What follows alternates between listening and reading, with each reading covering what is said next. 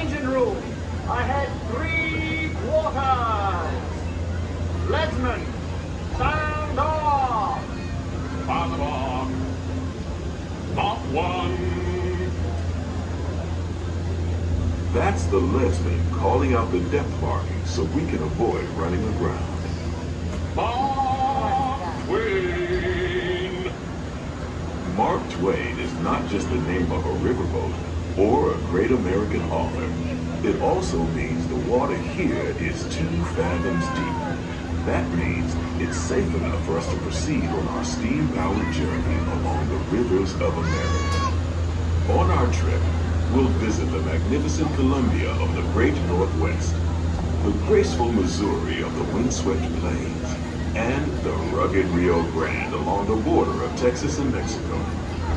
I'll be sure to point out interesting sights along the way, and even tell you about a legend or two. We begin our trip right here on the mighty Mississippi, heading south and ending up down in New Orleans.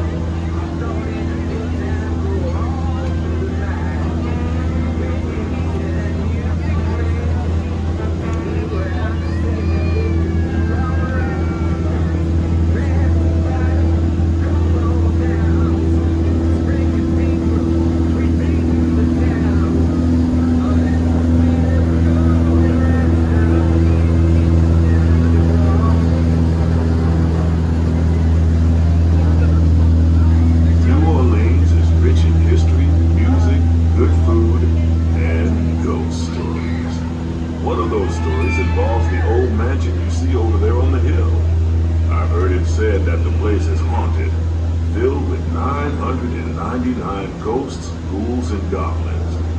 And they're looking for one more to make it to 80,000. If you're brave enough, you should see for yourself after we arrive back at the landing in Frontierland.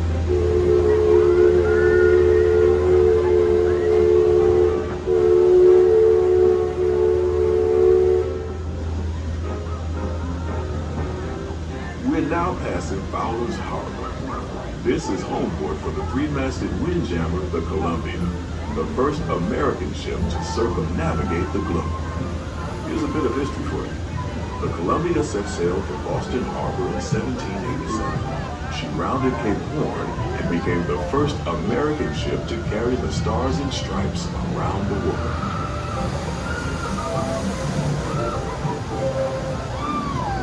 The most famous landmark in this area is Splash Mountain, named for the fact that everyone seems to have a splashing good time when they visit. Splash Mountain is part of Critter Country, a remote wilderness filled with tall pines, rustic buildings, backward bayous, and one of those tall tales we often hear along the river. The story is that the birds and animals that live here can talk, sing, and dance. Like I said, just another tall tale. While you're in Critter Country, you might want to grab a paddle and try your hand at the Explorer canoes. You can work up a real good sweat rowing one of those around the river. Me, I'll take the comfort of the Mark Twain Riverboat any day.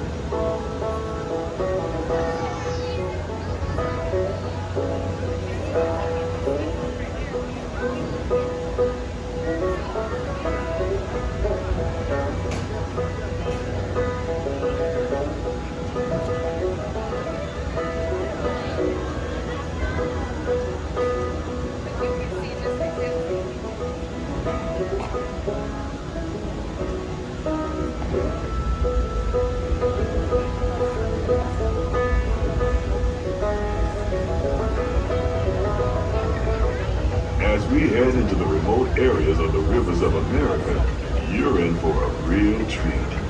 I've been navigating these parts for years now, but I never get tired of taking in the breathtaking beauty of the Columbia River. The majestic trees, the stunning rock formations, the cascading waterfalls, the moose, deer, and elk along the banks. It's all so magnificent and so peaceful.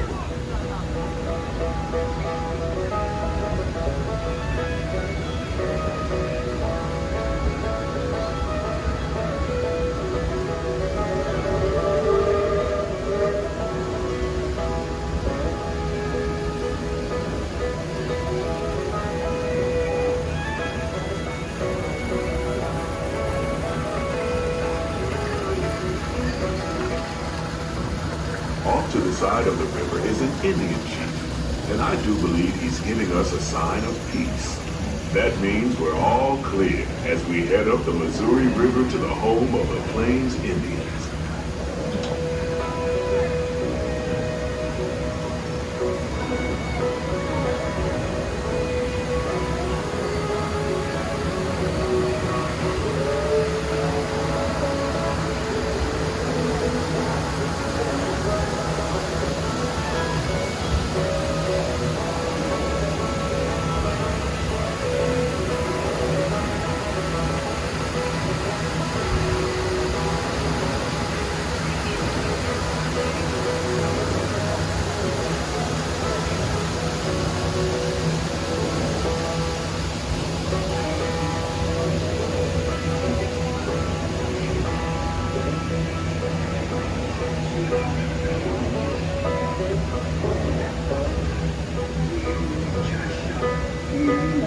Off the port side of the riverboat is a wise old shaman, sharing a story from all of us to you.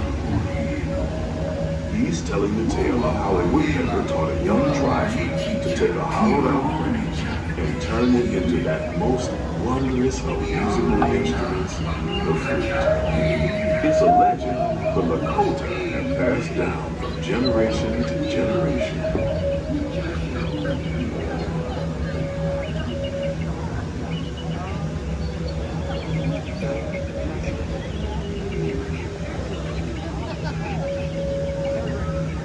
And there, just beyond the shaman, is a tribe of Plains Indians setting up their camp along the banks of the river.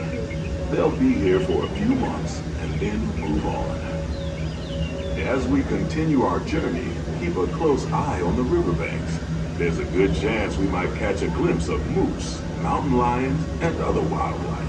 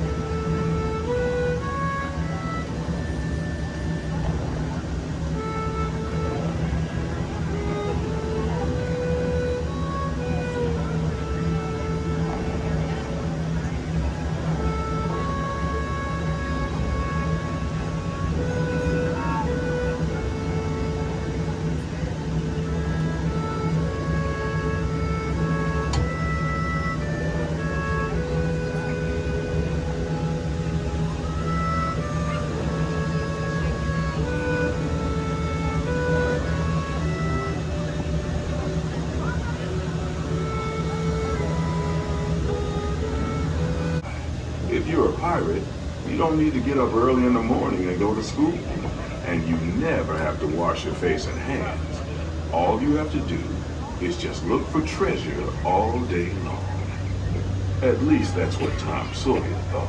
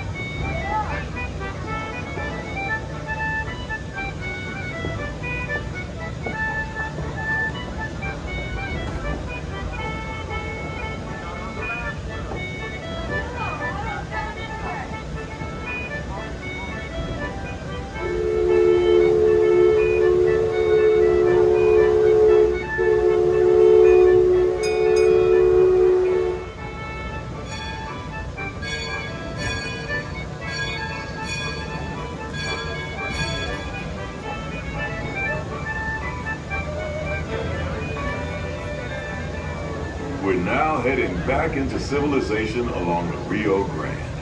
Off in the distance are the towering buttes of Big Thunder Mountain.